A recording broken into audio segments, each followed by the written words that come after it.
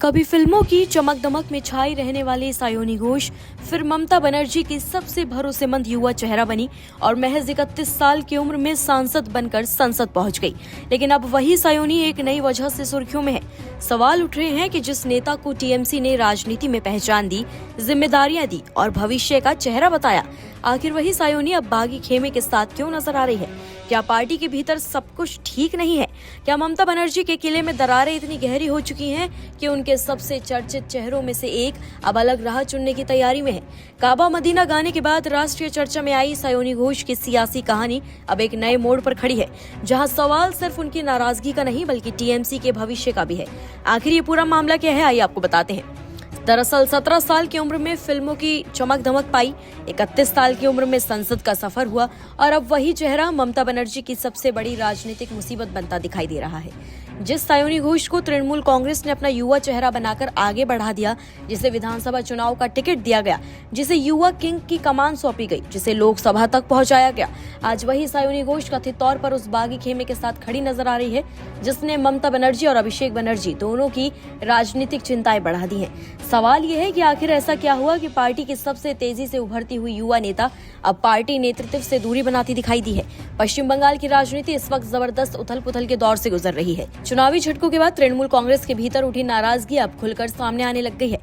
पहले राज्यसभा सांसद सुखेंदु शेखर रॉय का इस्तीफा, फिर कई सांसदों की अलग गुट बनाने की चर्चा और अब सायोनी घोष का नाम भी कथित बागी खेमे से जुड़ना, इन घटनाओं ने बंगाल की राजनीति में भूचाल ला दिया है।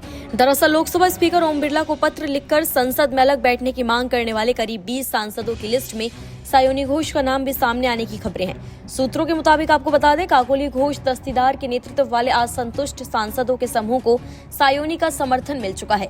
चर्चा तो यहाँ तक है कि उन्होंने संबंधित डॉक्यूमेंट्स पर भी अपने सिग्नेचर कर दिए हैं। हालांकि अभी तक ना तो सायोनी घोष और ना ही टीएमसी नेतृत्व ने इस पर कोई आधिकारिक बयान जारी किया है। लेकिन सबसे बड़ा सवाल यही है कि आखिर सायोनी घोष नाराज क्यों है? दरअसल आपको बता दें, सायोनी घोष का राजनीतिक सफर बेहद दिलचस्प रहा है। बंगाली फिल्म इंडस्ट्री में उन्होंने बेहद कम उम्र में पहचान बनाई। महज 17 साल की उम्र में एक्टिंग की दुनिया में उन्होंने कदम रखा और धीरे धीरे फिल्मों, टीवी धारावाहिकों और संगीत की दुनिया में फेमस चेहरा बन गई। साल 2021 में उन्होंने राजनीति का रास्ता चुना और ममता बनर्जी की तृणमूल कांग्रेस में शामिल हो गई। हालांकि पहला चुनाव वो हार गई थी, लेकिन पार्टी ने उन पर भरोसा कायम रखा। उन्हें तृणमूल युवा कांग्रेस का अध्यक्ष बनाया गया। फिर 2024 के लोकसभा चुनाव में जादवपुर सीट से मैदान में उतारा गया और उन्होंने शानदार जीत दर्ज करते हुए संसद तक का सफर तय किया। 31 साल की उम्र में सांसद बनना अपने आप में ही बड़ी उपलब्धि माना गया। हाल ही में उन्हें पार्टी की महिला इकाई में भी महत्वपूर्ण जिम्मेदारियां दी गई थी। यानी पार्टी ने सायोनी को लगातार आगे बढ़ाया है। लेकिन अब ये कहा जा रहा है कि उनकी नाराजगी की जड़ तो कहीं और से ही है। सूत्रों का ऐसा दावा है कि चुनाव प्रचार के दौरान जब विपक्ष ने सायोनी घोष को लगातार निशाने पर लिया, तब उन्हें लगा कि पार्टी नेतृत्व उनके साथ मजबूती से खड़ा नहीं हुआ है, उन्हें पर्याप्त राजनीतिक समर्थन ही नहीं मिला। बताया ये जा रहा है कि इसी दौरान उन्होंने खुद को संगठन के भीतर अकेला और असहाय महसूस किया। कुछ रिपोर्ट्स में ये भी कहा गया कि उन्हें चुनाव प्रचार समय से पहले समाप्त करने के संकेत दिए गए थे, जिससे उनकी नाराजगी और बढ़ गई। यही वजह है कि अब सायोनी घोष को लेकर अटकलें तेज हो गई हैं। वो तृणमूल कांग्रेस के भीतर बन रहे असंतुष्ट गुट का हिस्सा बन सकती हैं। दिलचस्प बात यहाँ पर यह है कि कुछ समय पहले तक सायोनी घोष सार्वजनिक रूप से ममता बनर्जी के प्रति अपनी निष्ठा जाहिर कर रही थी। विधानसभा चुनाव के बाद उन्होंने साफ कहा था कि वो ममता बनर्जी के साथ खड़ी हैं और लोकतंत्र और बंगाल के हितों के लिए काम करती रहेंगी। लेकिन राजनीति में हालात कितनी तेजी से बदलते हैं, इसका अंदाजा शायद इसी घटनाक्रम से आप लगा सकते हैं। उधर राजनीतिक विश्लेषकों का मानना है कि सायोनी घोष का कथित रूप से बागी खेमे के साथ जाना केवल एक सांसद का फैसला नहीं है, बल्कि टीएमसी के भीतर बढ़ते असंतोष का संकेत है।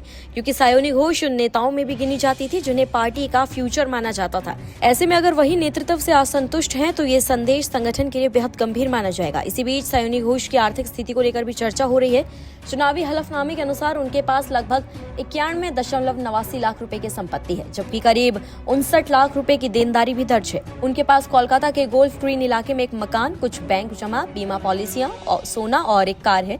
हालांकि राजनीतिक हलकों में इस समय चर्चा उनकी संपत्ति की नहीं बल्कि उनके अगले राजनीतिक कदम की है। सबसे बड़ा सवाल अब यही है कि क्या सायोनी घोष वाकई बागी सांसदों के साथ नई राजनीतिक लाइन खींचने जा रही हैं? क्या वो ममता बनर्जी के खिलाफ खुलकर खड़ी होंगी या फिर आखिर इस समय में पार्टी नेतृत्व उन्हें मना लेगा? क्योंकि अगर टीएमसी के भीतर ये असंतोष और बढ़ता है तो ये सिर्फ कुछ सांसदों की नाराजगी नहीं रह जाएगी, बल्कि बंगाल की राजनीति में एक बड़े पुनर्गठन की शुरुआत भी बन सकती है। फिलहाल कोलकाता से लेकर दिल्ली तक एक ही सवाल गूंज रहा है, क्या सयोनी घोष सिर्फ नाराज हैं या फिर तृणमूल कांग्रेस के भीतर शुरू हुई बगावत का अगला बड़ा चेहरा बनने जा रहे हैं? आप खबर पर क्या कुछ कहना चाहेंगे? कमेंट्स में हमें अपनी राय जरूर दें। निष्पक्ष मतलब न्यूज़ 24।